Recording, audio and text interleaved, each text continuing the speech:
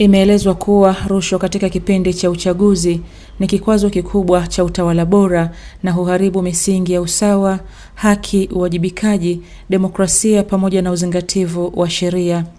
Kauli hiyo imetolewa na mkuu wa taasisi ya kuzuia na kupambana na rushwa TAKUKURU mkoa wa Singida, Sostenes Kibwengo, wakati akizungumza na waandishi wa habari kwenye mafunzo juu ya maadili ya uandishi kuelekea uchaguzi yaliyofanyika katika ukumbi wa ofisi ya ukaguzi wa hesabu mkoani hapa. Katika mafunzo hayo yaliyoandaliwa na TAKUKURU, Kibwengo alisisitiza kuwa vyombo vya habari ni jukwaa huru la wananchi kupaza sauti, kushiriki mijadala na kuwataka wenye madaraka wawajibike. Hivyo waandishi wa habari wana nafasi kubwa ya kuelimisha na kuhabarisha jamii juu ya madhara ya rushwa. Vyombo vya habari vinawajibisha wenye madaraka na kutoa nafasi kwa mijadala kufanyika, na ni jukwaa huru kwa wananchi kupaza sauti zao.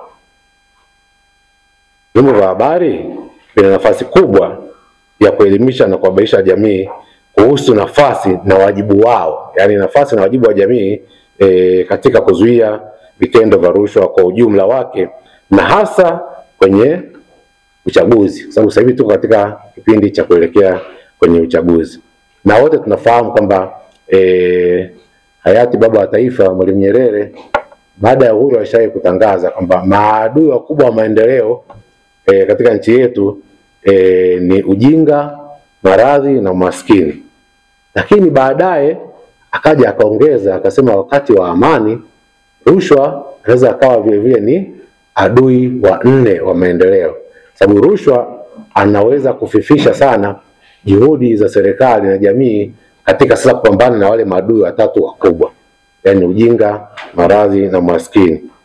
Na zaidi rushwa kwenye uchaguzi kuharamisha mchakato mzima wa kidemokrasia na dhana nzima ya uwakilishi. Kwa upande wao wawezeshaji kutoka TAKUKURU, Benjamin Masiaga, mkuu wa dawati la elimu kwa umma, na Voni Munisi, mwanasheria, walieleza kuwa jamii inapaswa kutoa taarifa za vitendo vya rushwa, huku wakibainisha kwamba mtoa taarifa hulindwa kisheria ikiwa kuna ulazima kutokana na taarifa alizotoa. Tunachukua kama taarifa ya awali, tunaanza kufanya nini? Kuichunguza, kujua ukweli wa ile nini? Taarifa. Na kama tukijua ni taarifa ni ya kweli, tunachukua nini? Tena hatua ya pili ya uchunguzi.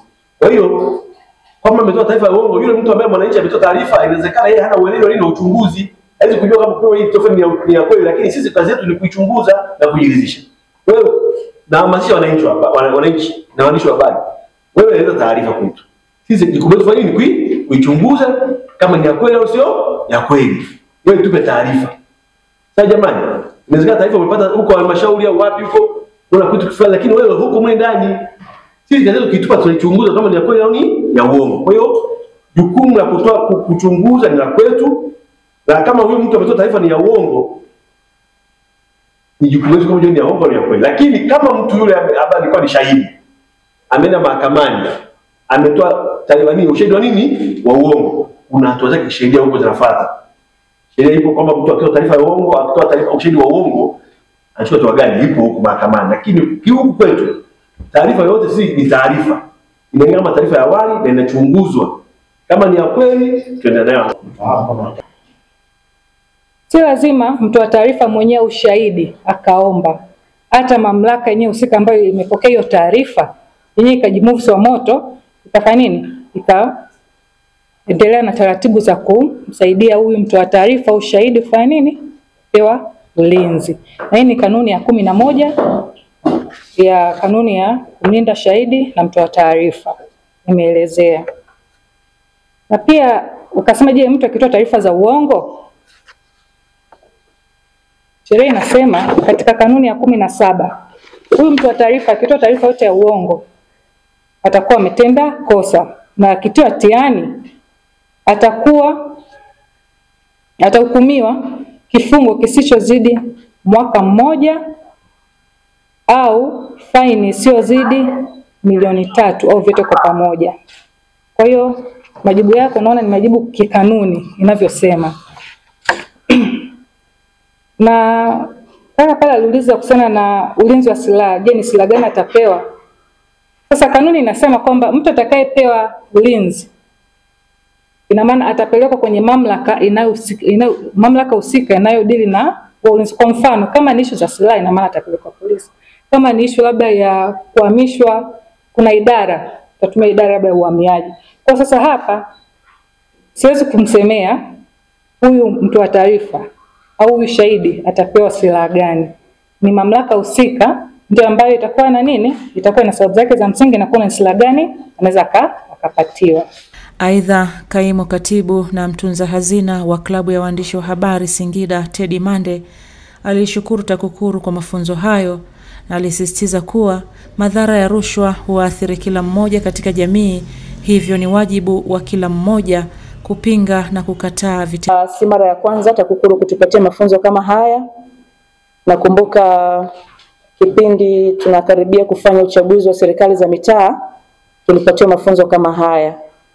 Na bila shaka jamii kwa kutumia kalamu zetu na kamera zetu zilipata fursa nzuri ya kupata elimu ya mapambano dhidi ya rushwa.